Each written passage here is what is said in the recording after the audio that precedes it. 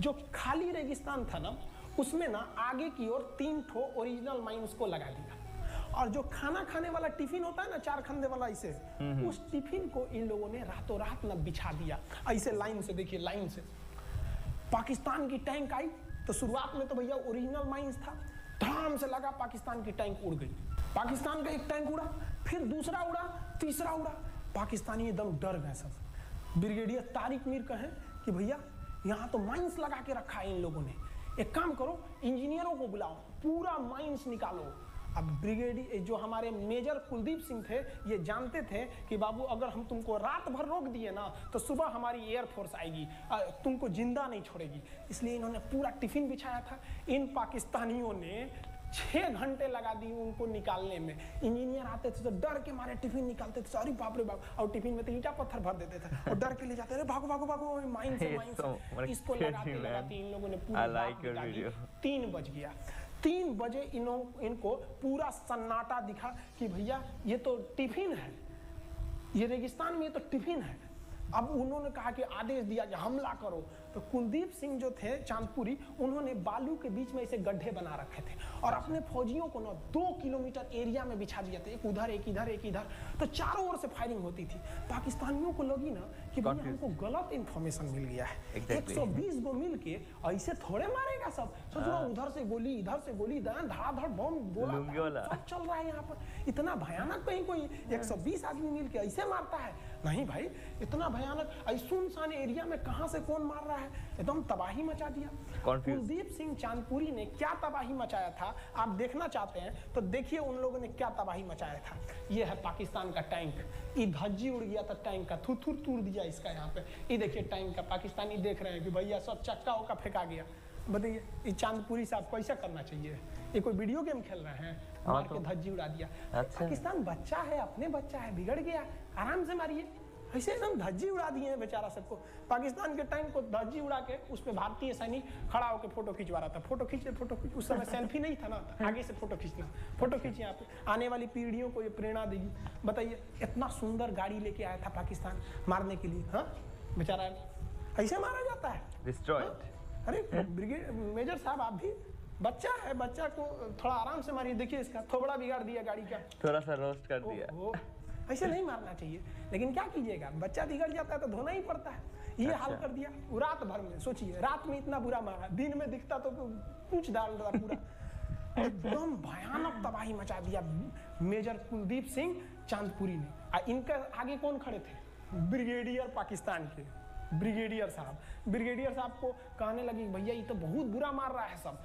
तब तक हो गया सुबह, और सुबह के वक्त हमारे जो हंटर जहाज थे, उस समय जो जहाजें थी वो हंटर जहाज थी। ये हंटर जहाजें रात में नहीं उड़ सकती थी, लेकिन दिन में उड़ सकती थी। रात भर तक कुलदीप सिंह चांदपुरी ने ऐसा कूचा पाकिस्तानियों को, इतना कूच दिया कि भोर हुआ तो बाकी का कसर पूरा कर दिया हमारे हंटर विमानों ने। ये हंटर विमान जब आए सब तो इतना भयानक तबाही मचाए सब पाकिस्तान के जहाजों का कि आप हुलिया देखेंगे ना, पाकिस्तान के हंटर का टैंक पूरा तबाह हो गया, सब पूरी तरह ध्वस्त हो गया। इतनी भयानक युद्ध में 3 तारीख को पाकिस्तान ने हमले की शुरुआत की और ये 4 तारीख का शकल देखिए पाकिस्तान का। इतना भयानक धज्जी उड़ा दिया पाकिस्तान का जिसका कोई हद नहीं। पाकिस्तानियों को दुम दबा के भागना पड़ा। ब्रिगेडियर साहब भागे, कहें कि भाग भैया न तो ये सब जान ले लेगा सब। हम लोगों ने पाकिस्तान के टैंकों को अपने यहाँ रख लिया है म्यूजियम में। आज भी जाके देखिएगा ना तो इन टैंकों को डर के मारे पाकिस्तानी छोड़ के भाग गए कि भागो भाई यहाँ पर। ये 120 जवानों का जलवा था। और पाकिस्तानी कहते हैं कि हिंदुस्तान के लोग क्या लड़ेंगे।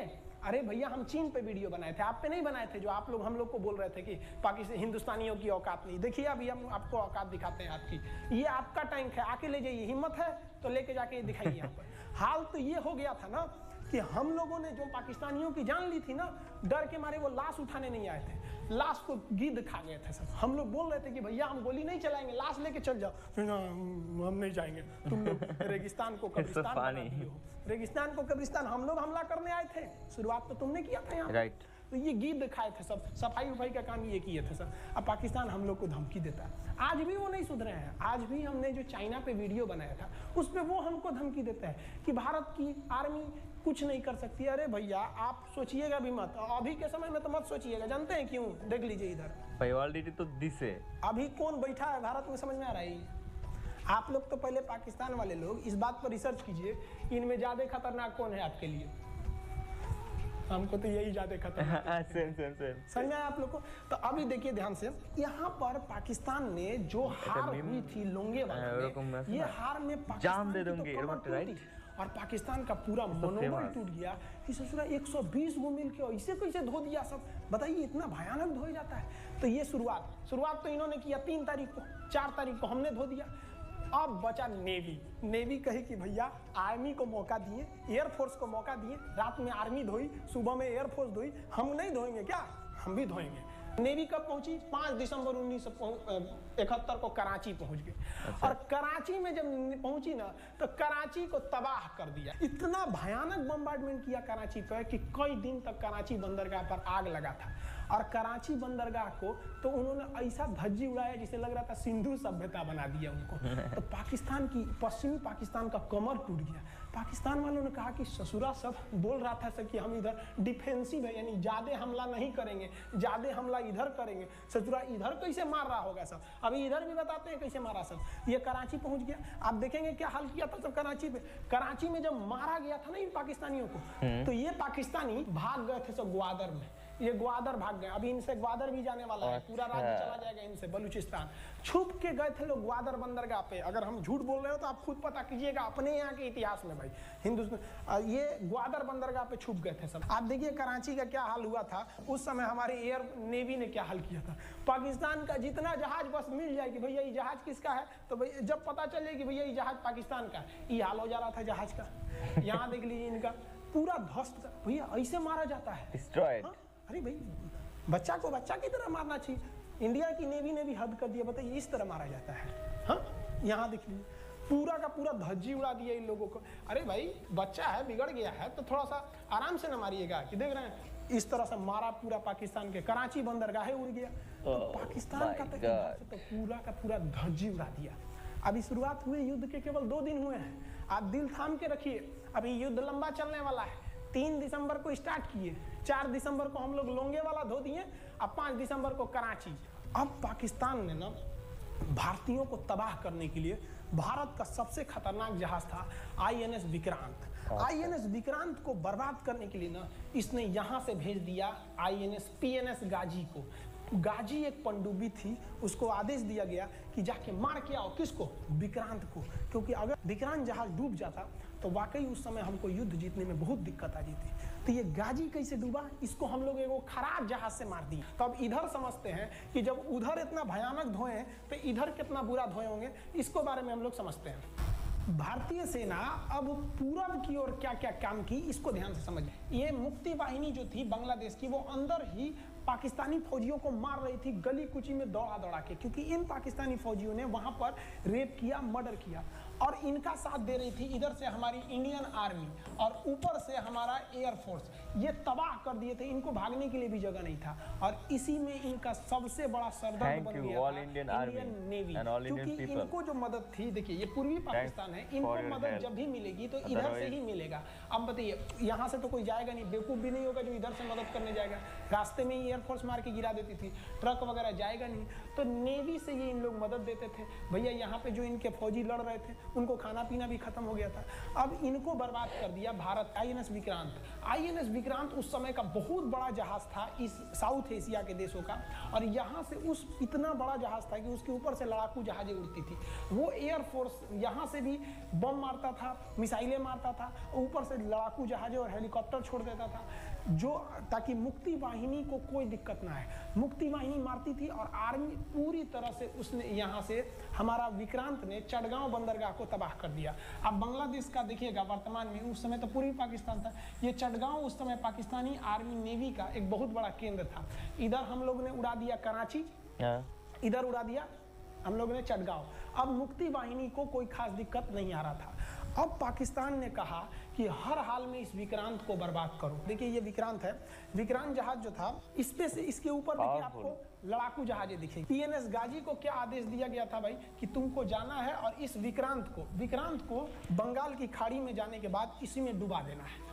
Okay. अब पाकिस्तान वालों का इतना दिन तो अच्छा था नहीं, भारतीय खुफिया एजेंसी को पता चल गया कि पाकिस्तान की पनडुब्बी वो समुद्र के अंदर अंदर चलती है, उसको साइलेंट किलर कहा जाता है। पाकिस्तान की पनडुब्बी चल दी है पश्चिमी पाकिस्तान से बंगाल की खाड़ी की ओर, ये अरब सागर से बंगाल की खाड़ी की ओर चल दिया। अब विक्रांत को बचाना हर हाल में जरूरी था, इसलिए हम लोग विक्रांत को छुपा दिए, मतलब थोड़ा सेफ्टी दे के रखने लगे।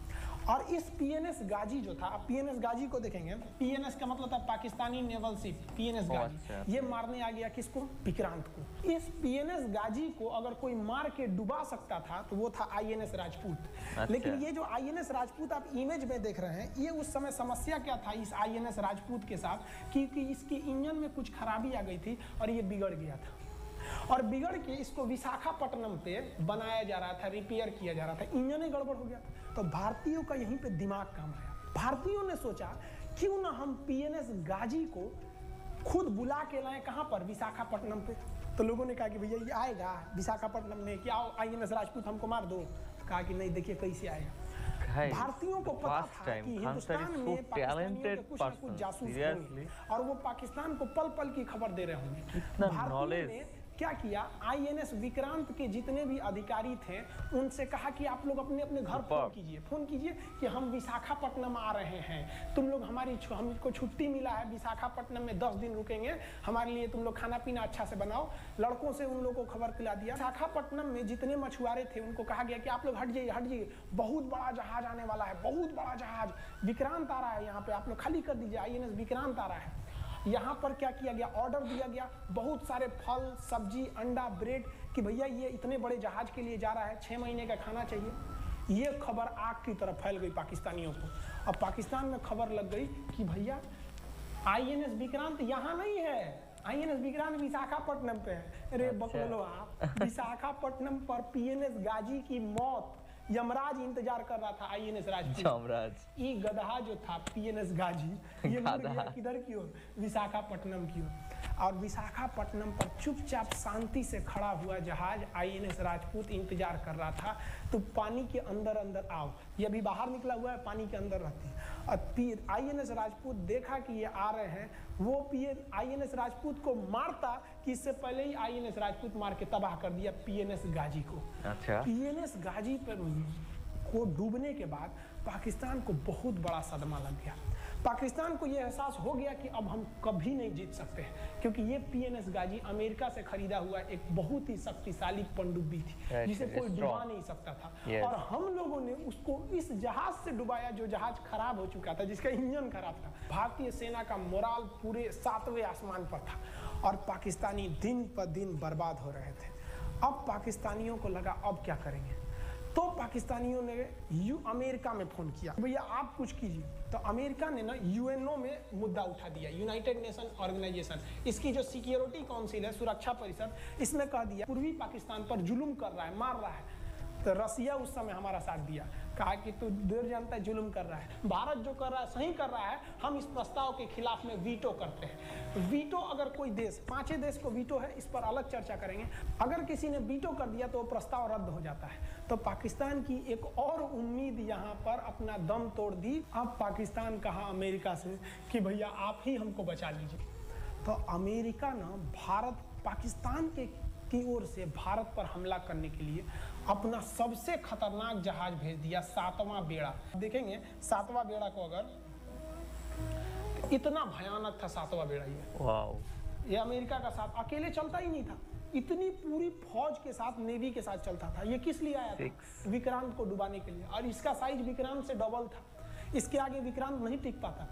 अब इंदिरा गांधी भी टेंशन में रह गई। ले तब उस समय इंदिरा गांधी को याद आया कि भैया हमारा एक और तो हम समझौता करके आए हैं, अगर अमेरिका पाकिस्तान का साथ दे सकता है तो रूस से हम भी तो समझौता करके आए हैं। तो भारत ने रूस को कहा कि भैया अमेरिका इतना भयानक 7वां बेड़ा भेज दिया, आप हमारी मदद कीजिए।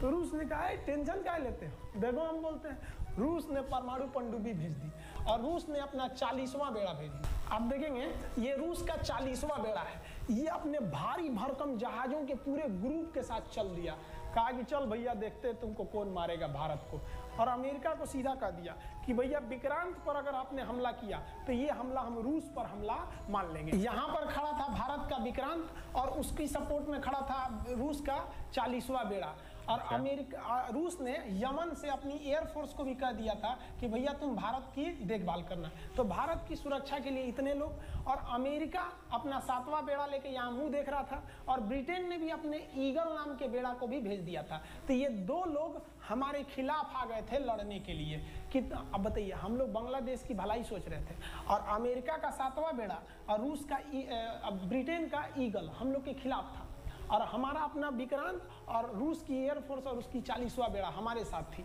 ये पूरी तरह से बाउंड्री बना दिया था 40वां बेड़ा। 40वां बेड़ा का कहना था कि भैया हमारे जहाज पर ऑटोमेटिक मिसाइल लगी है, तुम अगर इधर आओगे तो हम मार देंगे तुमको ऐसे ही। रूस ने अपनी सारी पनडुब्बियों को ऊपर उठा दिया समुद्र के ऊपर, ताकि सैटेलाइट से और दूसरी निगरानी से देखा जा सके, और यही हुआ भी। वो लोग रूस के इतने खतरनाक जहाजों के ग्रुप को देखकर घबरा गए। अच्छा। इतना घबरा गए कि ब्रिटेन ने कहा था we are too late. Britain का ईगल बेड़ा अमेरिका के 7वां बेड़ा से कह रहा है कि रे उधर मत जो, बहुत देर हो गया है, वो पहले पहुंच गया है रूस, अब मारेगा वहीं तबाह हो जाओगे यहाँ पे। तो 7वां बेड़ा ने धमकी दिया कि हमारे जहाज में परमाणु बम लदे हुए हैं। तो 40वां बेड़ा ने रिप्लाई किया था कि हम भी जब चले थे ना तो परमाणु बम लादे के चले थे, और गिनती जब कर रहे थे तो हम भी गिनती किए थे 250 हमारे पास भी परमाणु बम था, लेकिन इतना ज्यादा था कि सोचे कि कौन गिनेगा, बाद में गिनेंगे, आ जाओ देखते हैं किसके पास कितना है। तो रूस ने हमसे सच्ची दोस्ती निभाई थी, और इधर शेख मुजीबुर रहमान की जो मुक्ति वाहिनी थी वो अपना काम कर रही थी। अब भारत आर पार की लड़ाई में था। पाकिस्तान हर मोर्चे पर हारते जा रहा था। भारत सरकार ने पाकिस्तान पर मनोवैज्ञानिक दबाव बनाने के लिए निर्मलजीत सिंह अरोड़ा ने एक प्लान बनाया। उन्होंने एयरफोर्स को पूर्वी पाकिस्तान यानी जो अभी बांग्लादेश है, तो ढाका के ऊपर एयर ड्रॉप करा दिया, हवाई जहाज से सैनिकों को उतार दिया, और उन सैनिकों के भेष में उसमें सैनिक कम थे, और उसमें केवल पुतलों को नीचे उतारा गया था। ये केवल इंडियन आर्मी जान रही थी कि पुतला नीचे उतरा है सर, लेकिन मीडिया ने तो इसको खबर को आग की तरह फैला दिया। और इसमें हम धन्यवाद देना चाहेंगे हाथ जोड़कर BBC न्यूज का, और BBC ने ये छाप दिया इंडियन एयरफोर्स ने ढाका पर 5000 एयर ड्रॉप करा दिया फौजियों को। अब ये गली गली खोज खोज के पाकिस्तानी फौजियों को मारेंगे कि तुम क्यों मार रहे हो हमारे बांग्लादेशी भाइयों को। और बांग्लादेश की मुक्ति वाहिनी वैसे ही उनके पीछे पड़ी हुई थी पाकिस्तानियों के।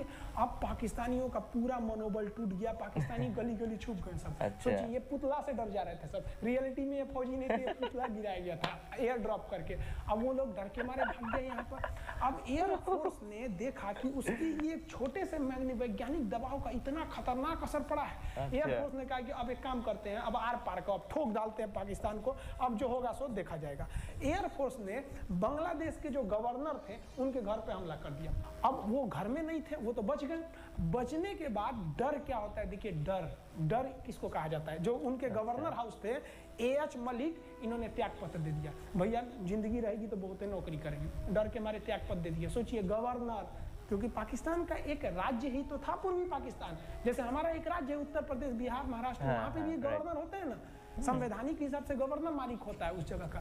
त्याग पत्र दे दिए। सोचिए, ये डर था उनके अंदर। निर्मलजीत सिंह अरोड़ा जो लेफ्टिनेंट जनरल थे, जनरल तो हमारे मानिक शाह थे, लेफ्टिनेंट जनरल थे जिन्हें बांग्लादेश जीतने की जिम्मेदारी दी गई थी, मतलब उसे सुरक्षा करने की जिम्मेदारी दी गई थी। वो पाकिस्तान के लेफ्टिनेंट जनरल नियाजी से बात किए और उन्हें कहे कि हम आपको आधा घंटा का टाइम देते हैं, और आप इस आधा घंटा में विचार कीजिए आप सरेंडर करते हैं कि नहीं। अगर आप सरेंडर कर देंगे तो हम आपको गारंटी देते हैं कि आपके सैनिकों को जिंदा रखा जाएगा, और अगर आप हमारी बात को नहीं मानेंगे, देखिए गवर्नर साहब के घर है, कोई ठीक नहीं है, आपके घर पे भी यही हो जाएगा। क्योंकि अगर आप हमारे सामने सरेंडर नहीं करिएगा तो याद रखिए हम अपने हमले को 10 गुना और तेज कर देंगे। और हाथ तो आप चारों ओर से गए हैं। भारत चाहता था कि जल्दी से जल्दी इस युद्ध को खत्म किया जाए, क्योंकि अब ये अंतर्राष्ट्रीय मैटर हो चुका था। अब अमेरिका अपना नाक पे ले लिया था कि भैया हमारा जहाज मार के गिरा दिया। PNS गाजी उसी की पनडुब्बी थी, वो तो पाकिस्तान को दिया। 7वां बेड़ा को नहीं घुसने दिया था।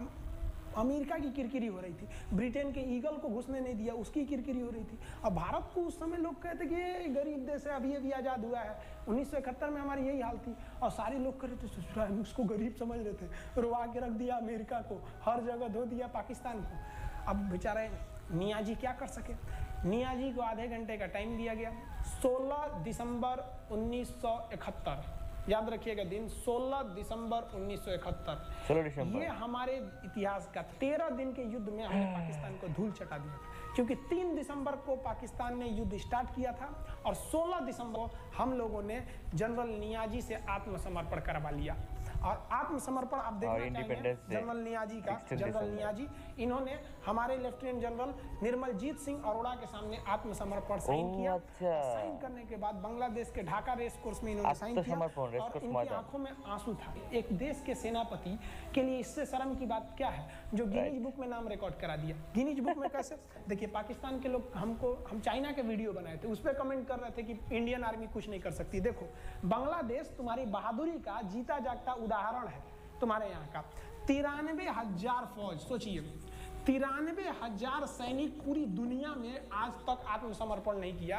ये 93,000 लोगों ने आत्मसमर्पण कर दिया। देख लीजिए, ये अपना बंदूक उतार फेंक दिए, अपने स्टार नोच 93,000 सैनिक आत्मसमर्पण করেছিল 1971 আমাদের हमारी आत्मसमर्पण। ये वही पाकिस्तान है, याद रखिए, आप याद कीजिए, हमारे 120 सैनिकों ने आपको धूल चटा दिया था लोंगेवाला में। केवल 2 सैनिक मरे थे लोंगेवाला में और पूरी की पूरी आपको भगा दिया था 4 दिसंबर को ही। और आप याद कीजिए, बहुत बहादुर बनते हैं ना, 93,000 फौज आपकी हार के गई है यहाँ से। इतना बड़ा हार दुनिया में कहीं का नहीं हुआ है। 93,000 सैनिक सरेंडर करके गए हैं भारत के सामने से। क्या बात कीजिएगा आप हमारे सामने। तो ये है, गिनीज बुक में नाम है। ये तो है भैया पाकिस्तान की आर्मी, एक तरह से गिनीज बुक में नाम है ना जी। भले हारने से नाम है तो पाकिस्तान के लिए इससे खुशी की बात क्या हो सकती है कि भैया गिनीज बुक के नाम है। अब इन लोगों को जेल में बंद कर दिया गया। बाद में हम लोगों ने इन्हें छोड़ भी दिया था। और इस सरेंडर के बाद बांग्लादेश के जो मुक्ति वाहिनी थी, उसके चेहरे पर ये मुस्कान थी कि बांग्लादेश अब स्वतंत्र हो गया। ढाका इंदिरा गांधी का स्टेटमेंट था, ढाका स्वतंत्र राजधानी है स्वतंत्र बांग्लादेश की। ये खुशी थी बांग्लादेशियों के चेहरे पर, जिनकी बहनों की इज्जत आबरू लूट ली गई थी उन्हीं देश की फौजियों के द्वारा।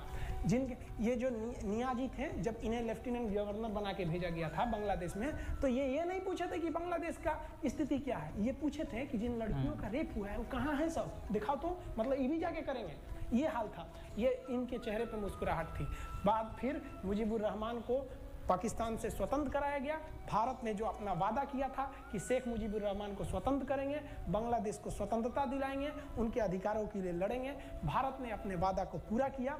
आज शेख मुजीबुर रहमान की बेटी शेख हसीना बांग्लादेश की कमान संभाले हुई हैं। शेख हसीना, जब हमको याद है जब वो भारत आई थी तो एयरपोर्ट पे, तो मोदी जी एयरपोर्ट पर रिसीव करने गए थे, जबकि ऐसा नहीं होता है। शायद ही बांग्लादेश की प्रधानमंत्री को पूरी दुनिया में कोई बड़े देश का राष्ट्रपति रिसीव करने जाए, प्रधानमंत्री रिसीव करने जाए, तो भारत अपने पड़ोसियों का इतना ख्याल रखता है, चाहे वो नेपाल हो, भूटान हो, सबके साथ। अभी हाल फिलहाल में नेपाल के लोग थोड़ा गुस्सा हैं लिम्पियाधुरा काला पानी को लेके, लेकिन ऐसा नहीं है कि हमारा नेपाल के साथ कोई खराब रिश्ता है। हमारा नेपाल के साथ रोटी और बेटी का रिश्ता है।